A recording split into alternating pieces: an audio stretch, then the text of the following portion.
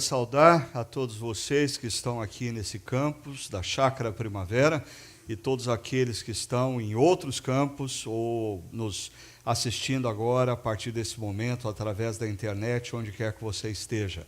Eu sei que existe um campus da nossa comunidade que estava imaginando que eu estaria hoje lá e, de fato, o planejamento era esse. Eu quero pedir desculpa a vocês, mas a gente teve um problema técnico e a nossa única possibilidade seria fazer a transmissão aqui através desse campus. Então, a turma desse campus, que é Crica, e que disse assim, pelas contas o pastor não vai estar presente, eu vou assistir de casa. Ok, você está assistindo remotamente, ok? E o pessoal que está aqui presente está participando ao vivo e a cores desse momento. O fato é que, gente, nós estamos vivendo num mundo onde as mudanças são radicais e eu diria que, principalmente aqueles que fazem parte da Igreja de Cristo e que são comprometidos com a missão, porque existem aqueles que são comprometidos consigo mesmo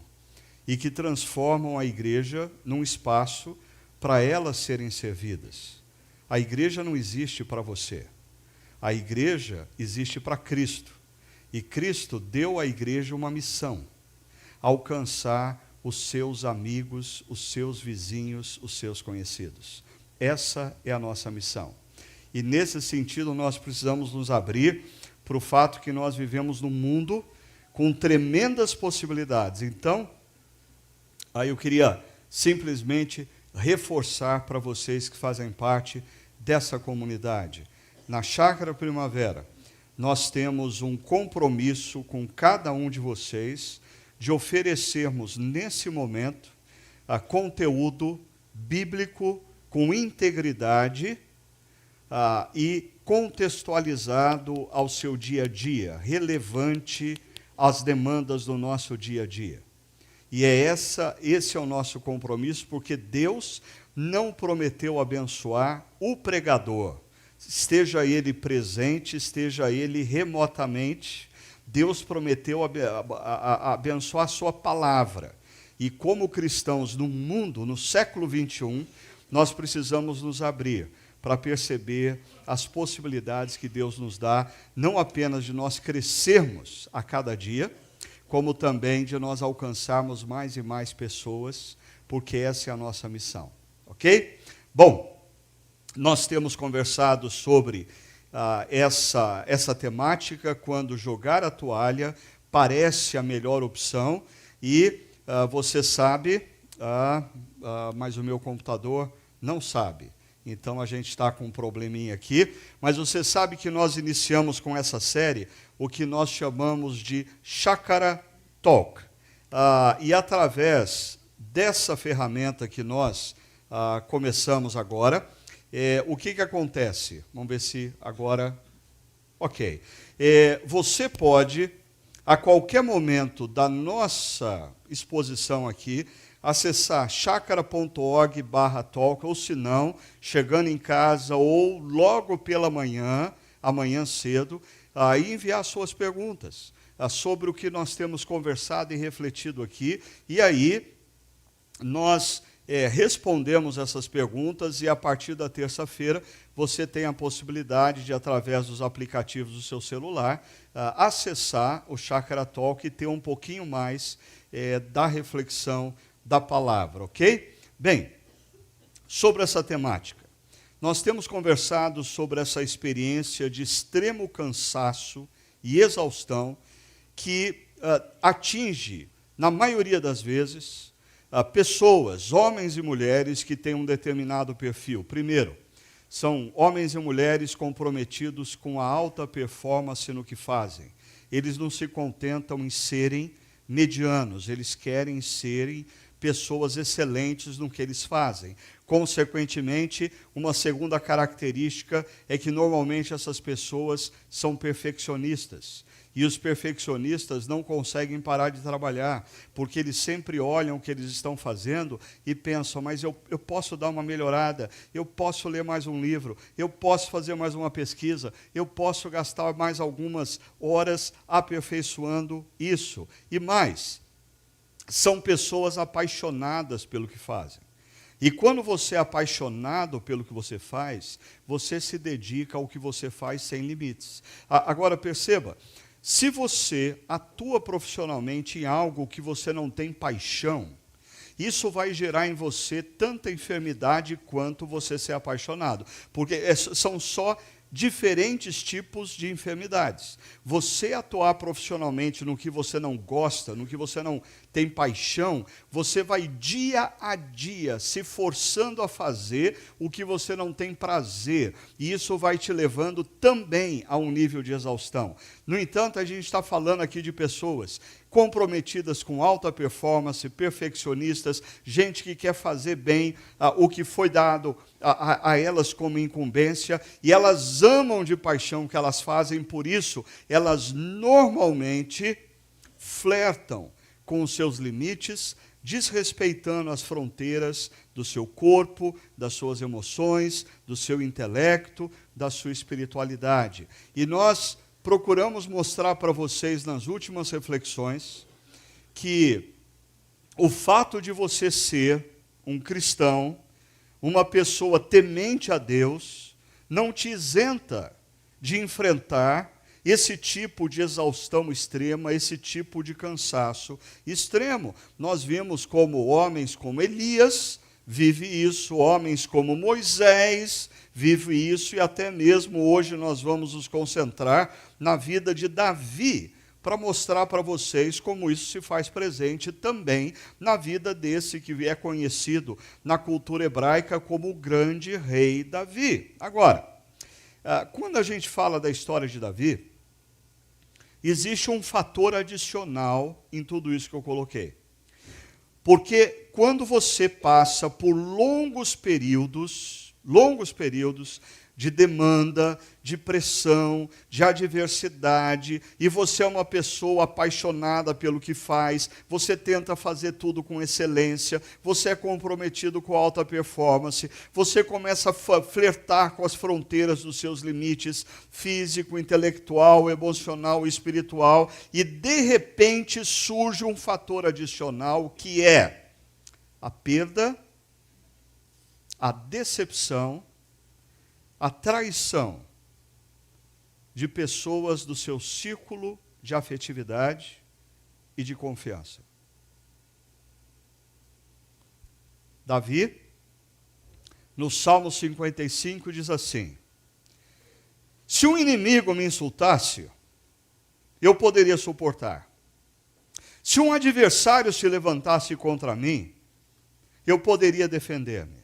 A gente está falando aqui de um homem que foi para o campo de batalha em inúmeras situações. Enfrentou diferentes exércitos, enfrentou diferentes reis. Nós estamos falando aqui de um homem que foi perseguido pelo rei Saul e passou 8 anos no deserto, de caverna em caverna, e nunca reclamou por causa disso. Mas olha só, a segunda parte, no verso 13 e 14, ele diz: mas logo você, meu colega, meu companheiro, meu amigo chegado. Perceba nesse verso 13 a repetição de ideias paralelas. Meu colega, meu companheiro, meu amigo chegado. Davi não está falando de um conhecido. Davi não está falando de alguém que de vez em quando ele via na igreja. Davi não está falando de um sujeito que estudou com ele na faculdade e eles perderam o contato. Davi está falando de alguém que convivia com ele, alguém que esteve sentado à mesa com ele inúmeras vezes, alguém com quem talvez as suas esposas trocavam confidências, alguém que os seus filhos chamavam de tios. Tamanha amizade, tamanha relação íntima. Isso fica evidente no último verso. Você, com quem eu partilhava agradável comunhão. Eu dei muitas risadas com você. Nós nos assentamos em torno da mesa e compartilhamos refeições. Nós nos alegramos juntos. Você, não. Eu posso suportar inimigos. Eu posso suportar críticos.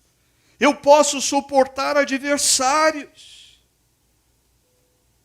Não.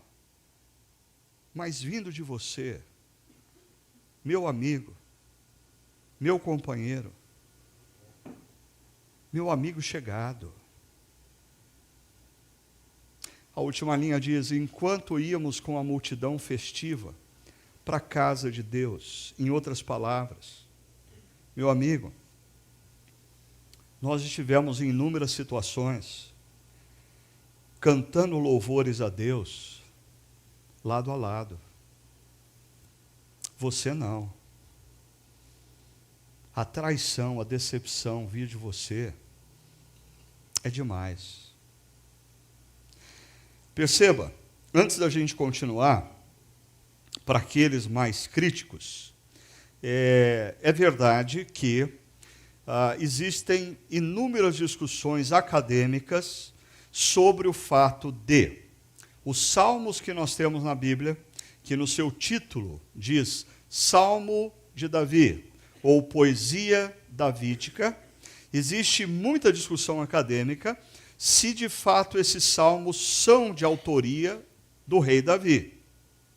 Ainda existe muita discussão acadêmica acerca de qual é o contexto no qual esse Salmo 55 foi escrito e passou a ser declamado. Agora, como nós não estamos envolvidos aqui num momento acadêmico, eu não vou gastar tempo com isso, e eu vou fazer uma opção mais simples. E a opção simples que eu faço é, quando você pega o Talmud, que é um dos textos judaicos com maior autoridade para o judeu acerca da interpretação das Escrituras. O Talmud diz que o Salmo 55 é de Davi e foi escrito no contexto da rebelião do filho dele, Absalão. Quando o filho de Davi, Absalão, arma um complô para tomar o poder do pai. Perceba, quando Davi, então, possivelmente, escreve esse salmo, ele está imerso numa decepção tremenda com o seu próprio filho. O seu filho tramou para tomar o seu reino. Davi está deixando Jerusalém porque os seus conselheiros disseram que se ele não fizesse isso, Absalão, o filho de Davi, estava disposto a matar Davi, mesmo Davi sendo seu pai. Conselheiros íntimos de Davi, amigos de caminhada, e bem possivelmente um deles, é o que Davi tem em mente quando escreve isso, mudaram de lado, traíram Davi. Davi toma conhecimento que pessoas que caminhavam com ele há 20, 30 anos, simplesmente estavam apoiando Absalão e haviam deixado ele, Davi, naquela situação. E fora que tudo isso gerou uma instabilidade nas relações, e se você... Eu adoro estudar a história de Davi, mas é impressionante como a história de Davi tem tudo a ver com o que a gente vive no nosso dia a dia, dentro de empresas. Quando você lê o jornal e as tramas políticas que existem no nosso governo, está tudo lá, está tudo lá. 3.000 anos atrás era igualzinho. E as instabilidades nos relacionamentos geradas por essa rebelião de Absalão faz com que Davi se torne altamente inseguro em relação a uns caras que eram aliados de Davi, mas os caras tinham constantemente uma agenda oculta, paralela. Você já teve gente assim? Gente que está com você, mas quando você não está por perto, ele está sempre com uma agenda meio na transversal, na tangente, forçando a barra para que os interesses dele sejam consolidados e não o seu como gerente, como líder da sua equipe, como dono da sua empresa. Agora, para a gente entender isso aí um pouquinho melhor, eu vou fazer referência aqui a esse professor do Fuller Theological Seminary, chamado J. Robert Clinton. Ele escreveu esse livro, Etapas na Vida de um Líder, que há uns 20 anos atrás me chamou muito a atenção, na qual o Robert Clinton ele estuda inúmeras biografias de líderes da Bíblia, da história e do presente, e ele chega à conclusão que essas histórias poderiam ser compreendidas através de 5 etapas. Depois de ler, refletir, pensar, eu resolvi e ousei fazer uma adaptação disso para 4 etapas.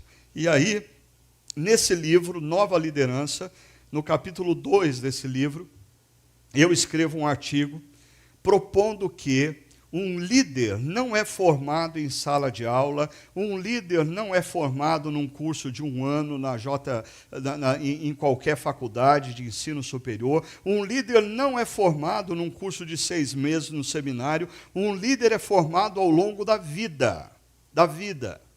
E, quando nós concebemos a vida de uma pessoa, via de regra, a gente precisa perceber o seguinte: os primeiros anos e as primeiras etapas da vida de qualquer pessoa são caracterizadas por muita energia e vitalidade, mas pouco foco e sabedoria. Um filósofo do século passado já dizia que a juventude é um desperdício, porque Deus dá aos jovens energia e vitalidade num tempo em que eles não têm foco e sabedoria. E aí, quando a gente tem foco e sabedoria, a gente não tem mais energia e vitalidade. É mais ou menos isso. Agora, a segunda etapa da vida, alguns dizem que depois dos 40, outros dizem que isso está mudando e é depois dos 50. Né? Um outro filósofo disse que até os 40 a gente escreve o rascunho, depois dos 40 a gente passa a vida limpo. Né? Isso se você fizer as opções corretas. Ou seja, depois de um determinado momento da sua vida, você tem menor energia e vitalidade, mas você tem mais foco e sabedoria. Eu diria, isso é verdade se, ao longo da vida, constantemente, você procurou não viver a lá Zeca Pagodinho, deixa a vida me levar, vida leva eu. Mas você procurou viver a partir da agenda de Eclesiastes 3, que o autor diz que há tempo para tudo debaixo dos céus, e eu procuro fazer um exercício na minha vida constantemente de parar e pensar. O momento que eu estou vivendo é tempo do quê na agenda de Deus? O que Deus está fazendo em mim nesse período da minha vida? Porque você corre o risco de enfrentar situações adversas, enfrentar dificuldades, enfrentar perseguição, enfrentar problemas financeiros ou no seu casamento e nunca parar para pensar o que isso tem a ver com a agenda de Deus na minha vida. Porque constantemente Deus cria cenários para trabalhar em nós. O problema é que nós estamos constantemente querendo que Deus trabalhe por nós, enquanto Deus está querendo trabalhar em nós. Agora, quando você olha, e na próxima reflexão eu vou descer mais a fundo em cada uma dessas fases. Hoje eu vou me concentrar em apenas uma delas. Quando você vê lá fundamentos, a fase inicial em que uma pessoa não tem consciência da presença e do amor de Deus na vida dela, mas Deus já está atuando ali. Aí a segunda fase, despertamento, quando a pessoa ganha consciência do amor e da ação de Deus na sua vida, e aí ele resolve agir, fazer, no entanto, ele ainda não tem foco, nem grande consciência acerca da sua própria vocação. E aí, então, é que nós entramos nessa fase que é decisiva. A fase do amadurecimento. Essa fase do amadurecimento é caracterizada por crises, adversidades e frustrações. E eu diria, quando você lê a biografia de qualquer pessoa, homem ou mulher, que fizeram alguma diferença na história, eu anteciparia para você que desertos são inevitáveis. Os desertos fazem parte do que Deus está fazendo na vida da pessoa. E aí, perceba, quando nós falamos de deserto, é um momento em que muitas vezes pessoas pensam seriamente em jogar a toalha. Deixa eu só dar um exemplo da vida de Davi. Davi tem uma ascensão muito rápida. Ele, daquela batalha contra aquele guerreiro filisteu, ele se torna genro do rei, ele se torna comandante do exército de Saul, ele começa a ficar famoso no território de Israel devido ao seu desempenho como comandante. Ele se torna famoso na geração dos jovens, porque tem até um rap que a moçada cantava na época e que estava entre os top 10 das músicas tocadas na FM de Israel, que dizia: Saul matou 1000, mas Davi matou 10.000. Saul matou 1000, mas Davi matou 10.000. E a moçada cantava essa música para tudo quanto é lado. Eu imagino assim que Davi vivia um momento tão pop que a moçada usava camiseta com fotos dele, pedia autógrafo para ele por onde ele ia. Ele era convidado para falar, ser entrevistado em talk shows de Israel. Só que aí, o que acontece? O ciúmes bate em Saul,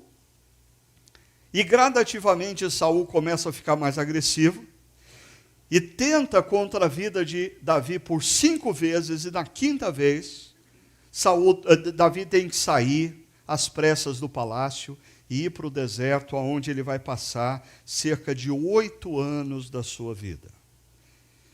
É interessante porque, às vezes na vida, a gente quando jovem, ou jovem adulto, a gente confia tanto na gente mesmo, e as coisas estão acontecendo, e a gente acha agora vai, e de repente algo acontece, e tudo desmorona. E a gente fica frustrado. A pergunta é, o que Deus está fazendo nesse contexto? Deixa eu mostrar para vocês uma coisa. Antes dos desertos, pessoas confiam demais em suas próprias forças. Antes do câncer, antes da depressão, antes da perda de um ente querido, antes da perda de um filho, antes do desemprego por 2 anos, pessoas confiam nas suas próprias forças, não conseguem lidar com as frustrações. Qualquer frustraçãozinha é motivo para pensar em jogar a toalha. Pessoas atribuem valor ao que não é significativo, porque antes da gente viver o deserto, a gente, via de regra, vive de maneira supérflua. Os nossos sonhos são supérfluos. A maneira como a gente gasta dinheiro é supérflua. Para mim, um contraste claro disso é quando uma pessoa olha o seu filho de 3, 4 anos de idade brincando no tapete da sala e diz assim: meu filho, você vai crescer, e eu vou pagar as melhores escolas para você, e você vai aprender o inglês, o alemão, o italiano, o francês, e você vai se tornar um profissional muito bem-sucedido, e eu vou ter muito orgulho de quem você vai se tornar. Para e pensa comigo. De repente, vem um diagnóstico que aquela criança está com leucemia. O pai passa a olhar para aquela criança brincando no tapete e diz: meu filho, se você estiver bem amanhã cedo e não tiver frio, nós vamos brincar no parque juntos. Você percebe a diferença? Percebe a diferença? Quantas vezes nós vivemos a vida de maneira superficial, fugaz, de maneira irrelevante. Por quê? Porque nós não experimentamos ainda o deserto. Pessoas, antes do deserto, fazem opções de forma impulsiva e imatura. Elas se dão o direito de, no menor índice de frustração, abrir mão do casamento, abrir mão da profissão, abrir mão do emprego, romper com o pai e com mãe. Por quê? Porque ainda não atravessaram o deserto. Depois do deserto, pessoas confiam mais em Deus do que em si mesmas. Depois do deserto, pessoas passam a colher frustrações e decepções como parte inerente da vida. Na vida nós vamos ter frustrações e decepções. Na vida pessoas vão nos decepcionar, na vida situações vão nos frustrar. E essas frustrações e decepções devem integrar a nossa biografia. Depois dos desertos, pessoas passam a ver a vida a partir dos valores de Deus. Tornam-se mais pacientes, consistentes e maduros.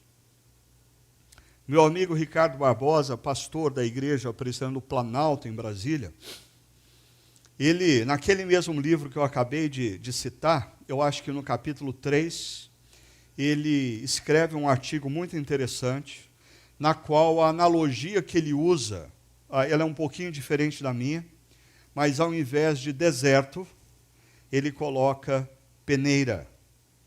E ele usa a vida de Pedro para mostrar quem é Pedro antes da peneira e quem é Pedro depois da peneira.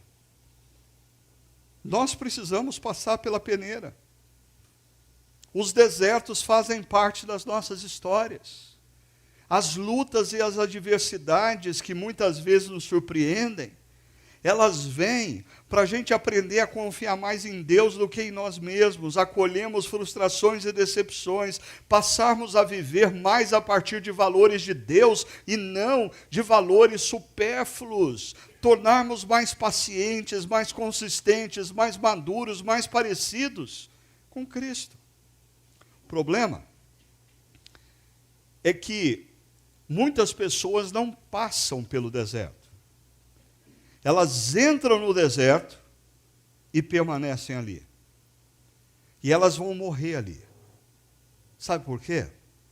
Deixa eu mostrar para vocês o que faz uma pessoa entrar no deserto, permanecer no deserto e morrer no deserto. Primeiro, amargura. Pessoas que entram no deserto e passam a alimentar no coração amargura, a amargura vai aprisionar essa pessoa no deserto. Ainda, o vitimismo. O vitimismo é essa narrativa que a gente cria, na qual todos estão errados, só nós estamos certos, mas só nós somos vítimas dos erros das pessoas. O meu casamento não deu certo por causa dele, por causa dela. Eu fui mandado embora por causa do meu chefe. Ou eu fui mandado embora porque o amigo sabotou a minha carreira.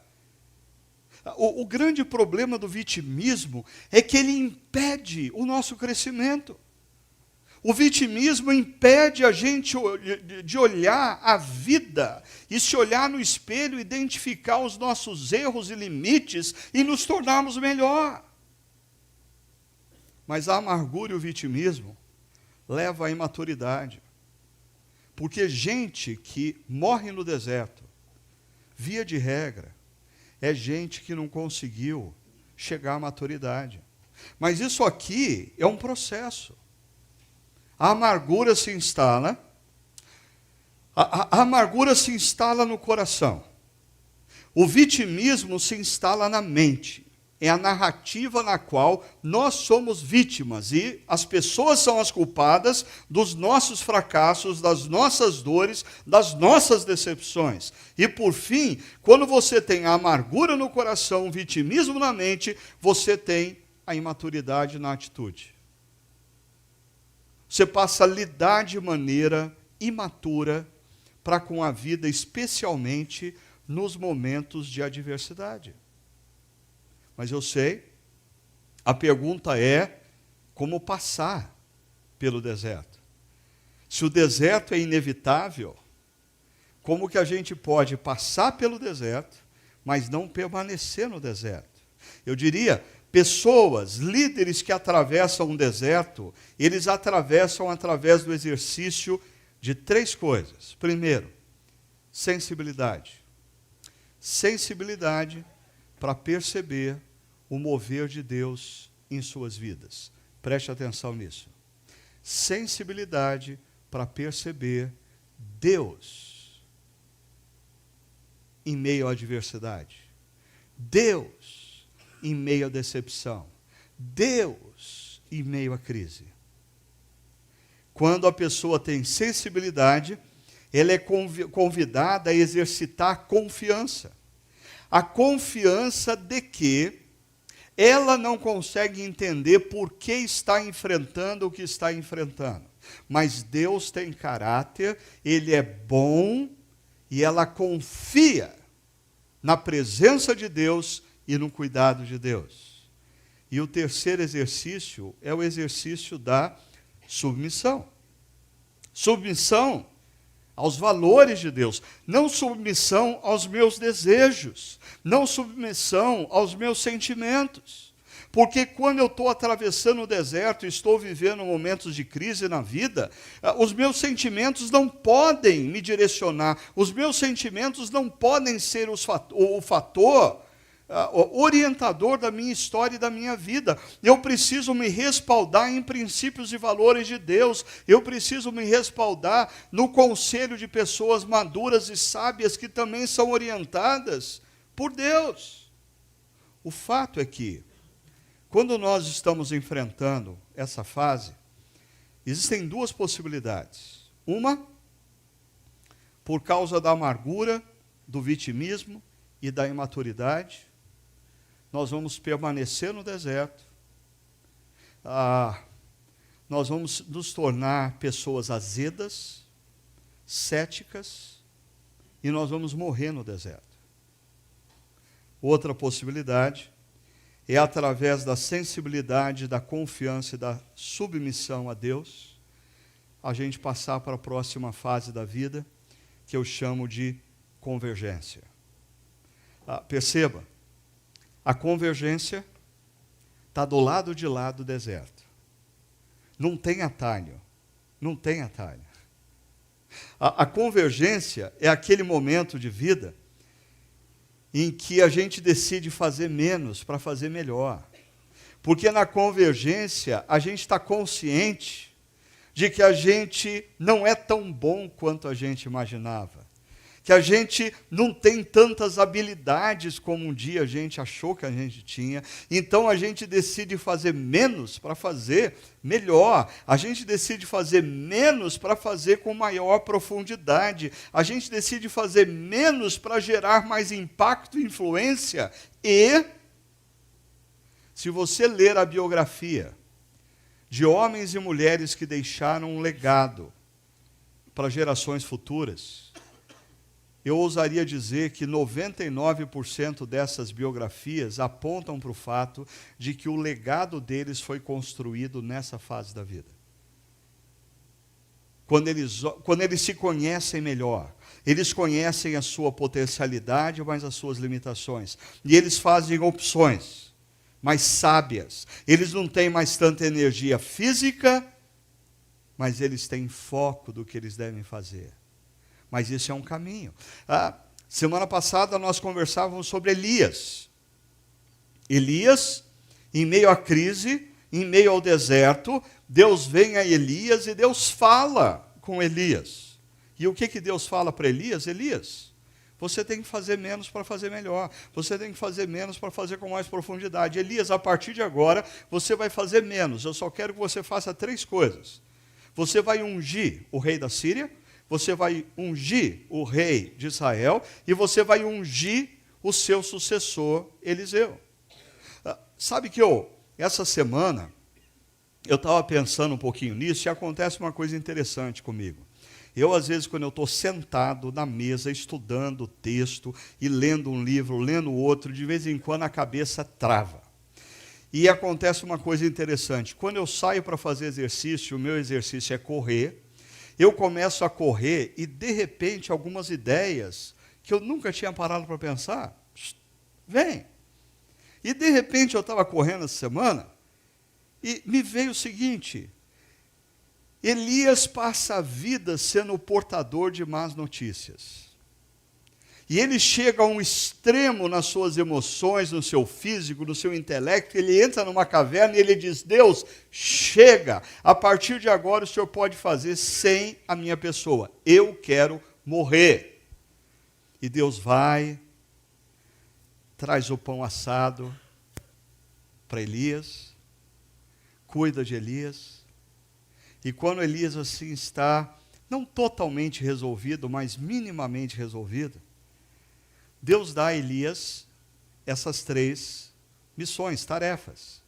Mas você já parou para pensar que essas 3 tarefas, diferentemente de tudo que Elias fez na vida, são coisas boas. Deus falou assim: ok, Elias, eu vou deixar você, nessa parte final da sua vida, fazer coisas que te deem prazer. Você vai ser portador de boas notícias. Você vai para um sujeito na Síria e vai dizer para ele que ele é o novo rei. Você vai para um sujeito em Israel e vai dizer para ele que ele vai ser o novo rei. Você vai para um camponês chamado Eliseu e vai dizer que ele agora vai ser o profeta do Senhor, o teu sucessor. Eu digo isso porque às vezes na vida, e eu como pastor, confesso que às vezes eu me sinto culpado quando tudo na vida está bem.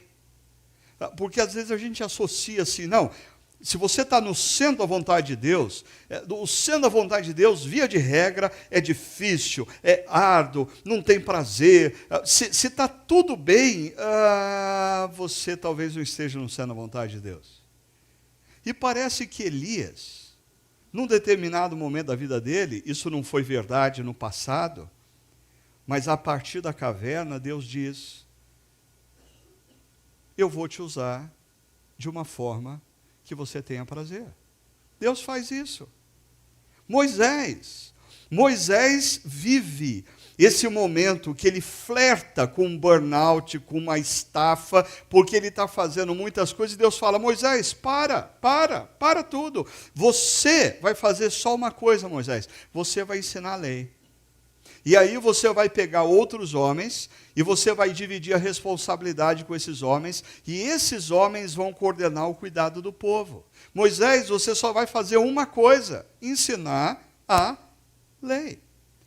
Perceba, quando nós olhamos para a vida de Davi, nessa fase do amadurecimento, 3 situações de deserto acontecem na vida de Davi. A primeira delas, eu já disse, quando o rei Saul persegue, ele tem que passar 8 anos no deserto.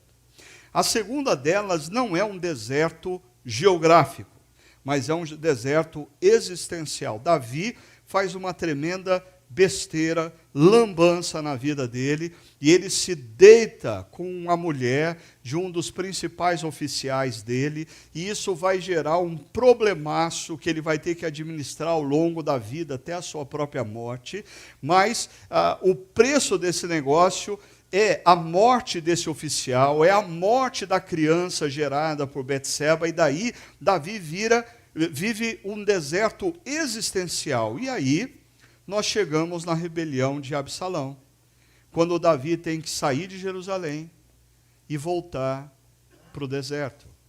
E como eu disse, é nesse contexto aqui que nós temos o Salmo 55.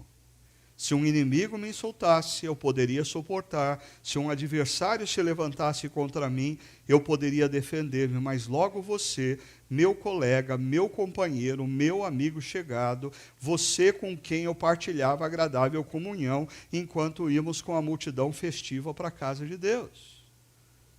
A pergunta é, de quem Davi está falando? Essa foi uma pergunta que surgiu no Chakra Talk, logo na primeira semana. Aí eu disse para o João Vinícius, segura que eu vou responder mais tarde essa pergunta. De quem Davi está falando? Basicamente, o Salmo 55 está falando da traição de um conselheiro de Davi. Um homem chamado Aitofel. No entanto, eu preciso que você preste atenção. A traição desse conselheiro, ela está conjugada com inúmeras outras situações complicadíssimas para se lidar emocionalmente, porque eu não sei se você já ouviu o ditado popular que fala miséria pouca é bobagem. Mas você, na sua vida, já deve ter percebido uma coisa. Quando você entra num momento da vida que uma coisa dá errado, via de regra, vem outra em cima, e vem outra em seguida, e tudo se atrapalha. E olha só, Davi não está vivendo meramente a traição de um conselheiro. Davi está vivendo a ruptura e a rebelião de um filho. Um filho rompeu com Davi. Um filho passou a perna em Davi. Um filho falou que ia para a cidade de Hebrom para adorar a Deus. E da cidade de Hebrom articulou uma conspiração, um golpe militar contra Davi. Um filho. E Davi escuta de um dos seus homens que ele deveria sair da cidade porque esse filho estava disposto até mesmo matar Davi para ter o poder. E nesse contexto também, existem inúmeras pessoas em torno de Davi que apoiam Davi, mas que estão sempre esperando a oportunidade para inserir uma agenda pessoal, oculta. Um desses caras, que eu vou falar um pouquinho mais dele, se tudo der certo, na próxima reflexão, é um sujeito chamado Joabe, filho de Zeruia. Esse cara é terrível. E os filhos de Zeruia estão por todos os cantos. E você precisa ficar atento a essas pessoas que estão com você, mas com uma agenda paralela. Estão com você, mas com uma agenda oculta. Estão com você, mas a hora que você vira as costas, elas inserem o que elas querem. Hoje, eu vou concluir a nossa reflexão me concentrando aqui. A traição de um conselheiro, que é o centro do Salmo 55.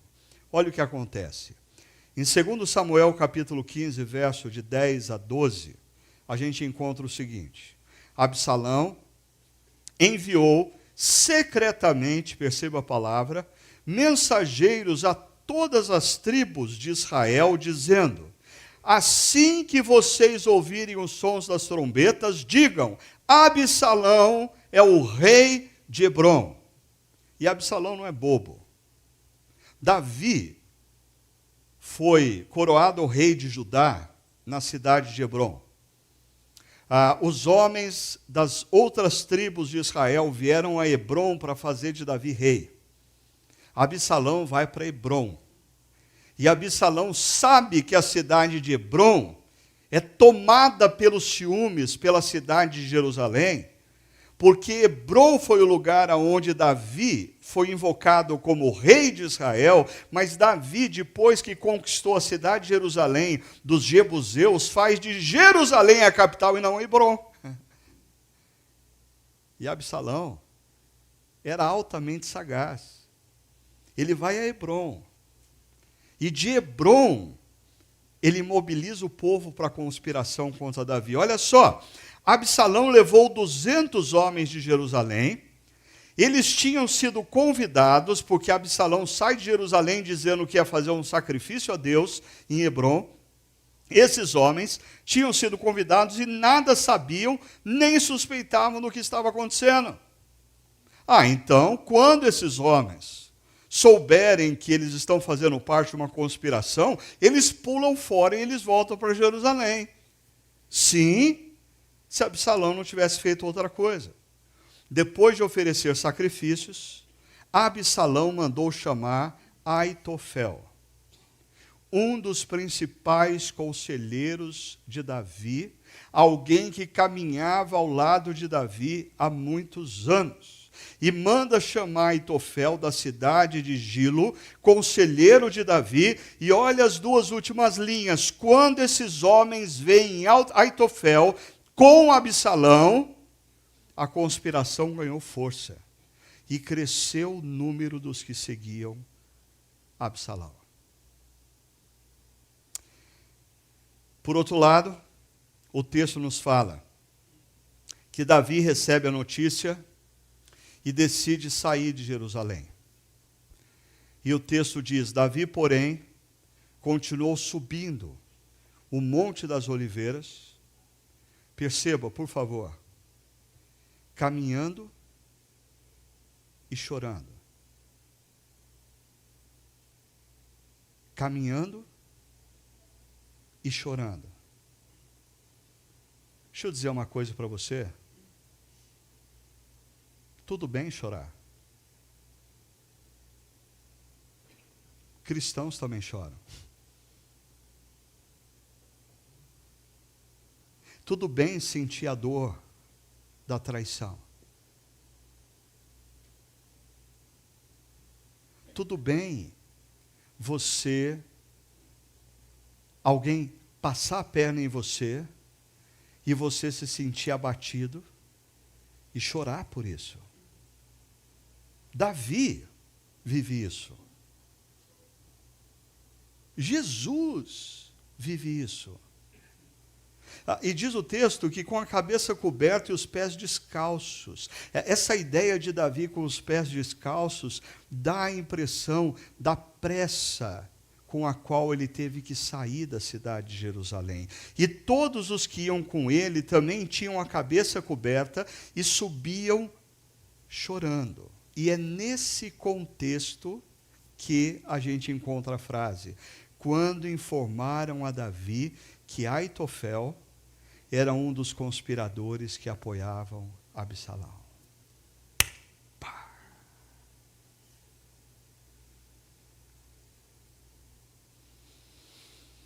Sabe qual que é uma das possíveis traduções do nome Aitofel? Meu amigo é tolo. Meu amigo é tolo. Aí você entende a oração que Davi faz. Davi orou: Senhor, transforma em loucura, que é a mesma palavra tolice, transforma em tolice os conselhos desse homem que trata os seus amigos como tolos. Mas sabe o que é interessante? Apesar do salmo que nós lemos, Davi não desfalece com essa notícia. E aí eu queria mostrar para vocês que, enquanto isso acontece, tanto antes de Davi receber a notícia, como depois, Deus providencia pães assados para Davi. E com isso eu quero dizer para você o seguinte: adversidades na vida são inevitáveis, desertos são inevitáveis. Agora, você pode permanecer e morrer no deserto se você optar pela amargura, pelo vitimismo e pela imaturidade. Agora, se você abrir os olhos e perceber o que está acontecendo, você vai identificar que no meio do deserto, Deus providenciou para você pão assado. Essa semana eu conversava com uma irmã muito querida, que tem atravessado nos últimos meses uma crise infinda. E ela dizia: Ricardo, Deus me deu um grupo de mulheres que tem me apoiado. Elas são o meu pão assado. Olha o que acontece. Primeiro, antes de Davi receber a notícia que Aitofel havia traído, a gente tem a seguinte informação: assim, o rei partiu com todo o povo, pararam na última casa da cidade. Imagina o seguinte: ele está saindo de Jerusalém, ele para na última casa da cidade, e todos os seus soldados marcharam. Ele para e vê os seus soldados passando por ele. Agora, o que passa desapercebido para a grande maioria das pessoas que leem a Bíblia é que esses soldados, veja só, são queretitas, peletitas e 600 giteus. Sabe o que significa isso? Nenhum israelita. Todos filisteus. No momento em que Davi mais precisava, os homens que estavam com ele, olha a loucura, eram filisteus. E se você conhece um pouquinho da história de Davi, a história dele parece que tem ascensão quando ele vence um guerreiro filisteu. Eu compartilhava hoje cedo, e vou ser muito breve, que em 2012 eu vivi uma situação, a nossa comunidade, dentro da nossa denominação, existia um grupo de pessoas, assim, acusando a nossa comunidade, que a gente fazia coisas estranhas, que a gente era muito avançadinho, que pastor não usava terno e gravata, que pastor usava computador com o símbolo do pecado original, e um monte de coisa assim. E eu lembro que eu estava numa reunião da liderança da igreja, e um sujeito que não me conhecia, ele nunca tinha me visto, ele nunca tinha ouvido uma pregação minha, ele não conhecia a minha esposa, ele não conhecia os meus filhos, ele levantou e ele começou a falar de mim, mas de uma maneira tão agressiva, de uma maneira tão rude. Naquele momento, eu levantei, fui embora, cheguei no hotel onde eu estava, peguei a minha carteira de ministro presbiteriano, coloquei em cima de uma mesa e comecei a chorar. Eu estava completando 25 anos como pastor presbiteriano. E eu dizia: Deus, o Senhor é testemunha do quanto eu me dediquei a essa igreja, do quanto eu procuro fazer a coisa séria. Senhor, o Senhor é testemunha que eu não brinco em serviço, não. O que eu faço com prazer, com paixão, e eu faço com excelência. Eu não brinco de ser pastor. Eu me dou de corpo e alma a esse negócio, mas eu não preciso ser pastor presbiteriano para ser pastor. E naquela noite eu decidi que eu ia entregar a minha carteira. E eu não ia ser mais pastor presbiteriano, não porque eu não creia na doutrina da igreja presbiteriana, mas aquele ambiente estava fazendo mal para a minha alma. Por que isso não aconteceu? Porque 2 dias depois, eu ainda muito mal, meu telefone toca, eu olho, um telefone desconhecido. Normalmente eu não atendo, mas eu decidi atender, e era um DDD externo. E aí, do outro lado da linha, uma pessoa diz: Ô Ricardo, aqui é fulano de tal, e esse fulano de tal era um dos jovens líderes desse movimento que estava nos atacando, estava falando mal da gente, e aquele sujeito falou: eu liguei para você para saber como você está. Eu liguei para você para saber como você está. Porque o que foi feito com você está errado. Eu posso não concordar com as suas ideias, mas eu conheço o seu caráter, eu conheço a sua integridade. Ricardo, não desista. Não desista. Deus levantou alguém, numa analogia, de trás da linha inimiga, para falar para mim: não desista. Deus tem essas loucuras. Deus tem essas loucuras. Com Davi, ele está cercado por homens que outrora eram inimigos e agora são os caras que estão protegendo ele. Fique esperto. Ainda, o rei disse então a Itai, de Gade, líder desses filisteus: por que você está indo conosco? Volte e fique com o novo rei, pois você é estrangeiro, um exilado da sua terra. Perceba essa frase: faz pouco tempo que você chegou. E eu teria curiosidade, eu só vou resolver isso na eternidade, e perguntar para Davi assim: e Aitofel, há quanto tempo ele estava em Jerusalém? Mas esse sujeito, Itai, que está há pouco tempo, Davi tira a responsabilidade dele de permanecer do lado dele, dizendo: como eu poderia fazê-lo acompanhar-me? Volte e leve consigo seus irmãos, que o Senhor o trate com bondade e fidelidade. Davi está dispensando o apoio do cara e abençoando o cara, dizendo: Itai, você não precisa se meter nessa briga, não é tua, você chegou há pouco tempo.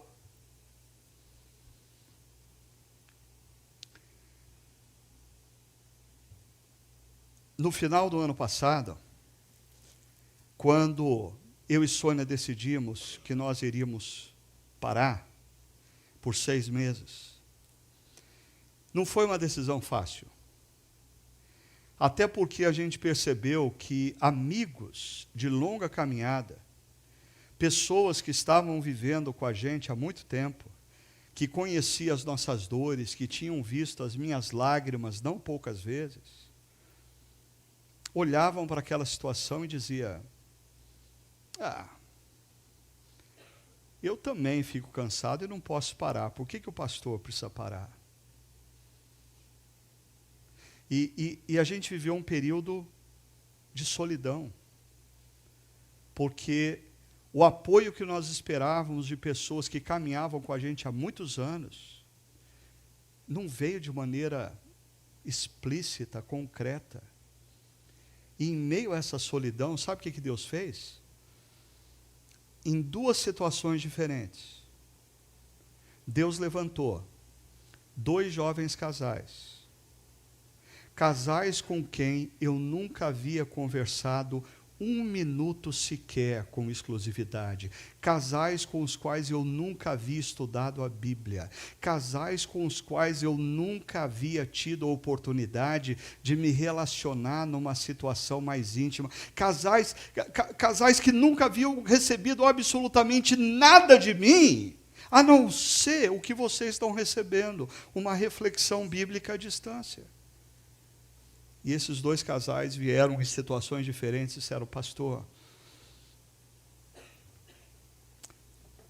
o senhor precisa de alguma coisa para tornar esse seu momento de descanso efetivo? Nós queremos te abençoar, pastor. A iniciativa veio de gente como Itai, nova. E eu falo isso não para que alguns de vocês se sintam culpados, não é essa a minha intenção, mas honestamente, sabe qual é a minha intenção? As nossas igrejas precisam olhar para os nossos pastores com mais carinho. A minha caminhada pastoral, ela tem aí mais alguns anos, Mas a gente tem jovens pastores aqui e a gente precisa aprender a honrar aqueles que se dedicam com seriedade. A gente precisa aprender a cuidar daqueles que se dão sem limites. E deixar de achar que a gente deve consumir pregações, consumir conselhos, consumir aconselhamentos, consumir pastores. E quando eles dizem assim, eu não aguento mais, a gente diz, bobagem, bobagem. Perceba, uma última coisa aqui. Itaí, contudo, respondeu ao rei, juro pelo nome do Senhor e por tua vida, que onde quer que o rei, meu senhor, esteja, ali estará o seu servo, para viver ou para morrer. Deixa eu dizer uma coisa para vocês, essa é a mesma fala de Ruth para Noemi. Mas presta atenção, porque Ruth é a bisavó de Davi.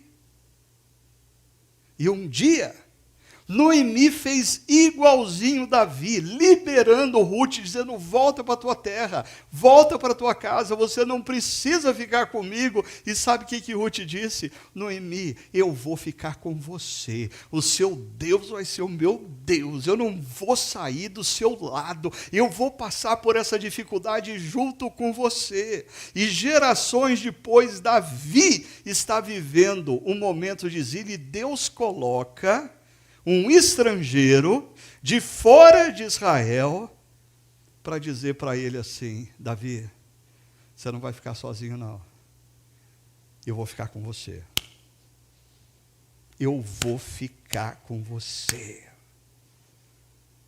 Sabe por que esse negócio fala alto ao meu coração? Porque nós vivemos numa sociedade líquida, uma sociedade de relacionamentos descartáveis, uma sociedade onde os relacionamentos vão sendo caracterizados por, enquanto você tem algo para me oferecer, eu estou com você. Quando você não tem mais nada para me oferecer, eu te descarto. E Davi é esse rei que nesse momento não tem absolutamente nada para oferecer, e Deus coloca um sujeito como pão assado, dizendo para ele, eu vou ficar com você. E eu sei, a gente olha esse texto pensando assim, amém, pastor, eu estou precisando de um Itaí na minha vida, eu estou precisando de gente assim. Não.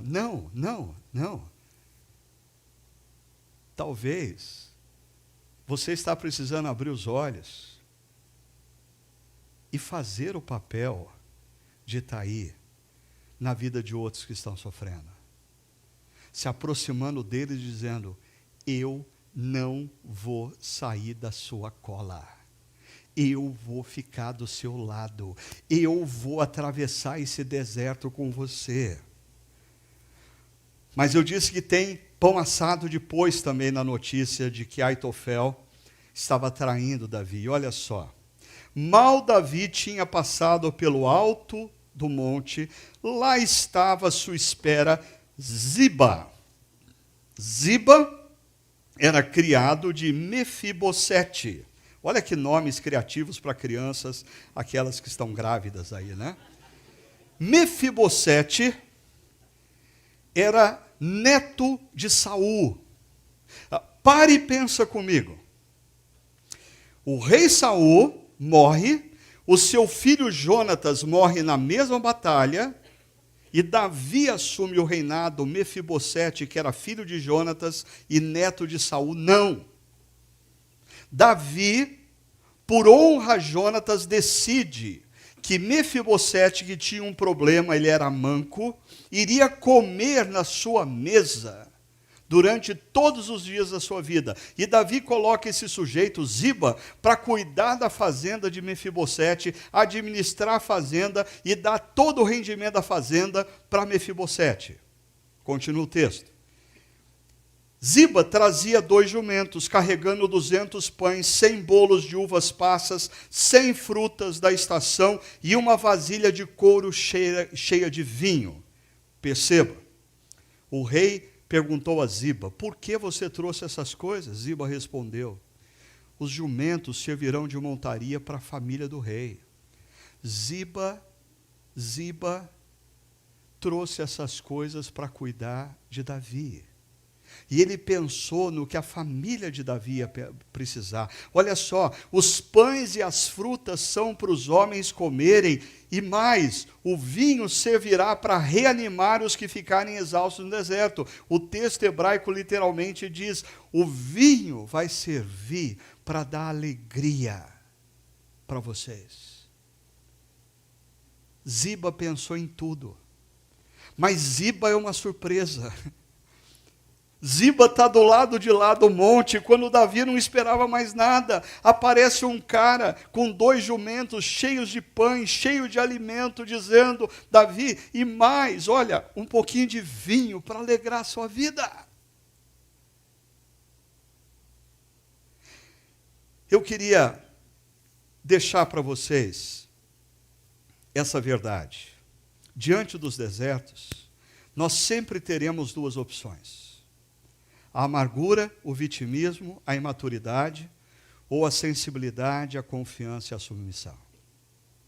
Mas o que eu queria que você guardasse agora: a amargura se instala quando a gente mantém a nossa mente e o coração em gente como Aitofel, Absalão e Joabe. Que o problema da amargura é que a gente acorda toda manhã e faz questão de olhar para quem está na nossa lista negra, porque a gente não quer esquecer o que essas pessoas fizeram. Mas essa atitude te mantém no deserto. Essa atitude te mantém na imaturidade. De nada vale você toda manhã acordar e se lembrar do nome daqueles que te feriram e se alimentar da lembrança do que eles fizeram. Pare com isso. A sensibilidade é perceber que na sua história existem queretitas, paletitas e geteus.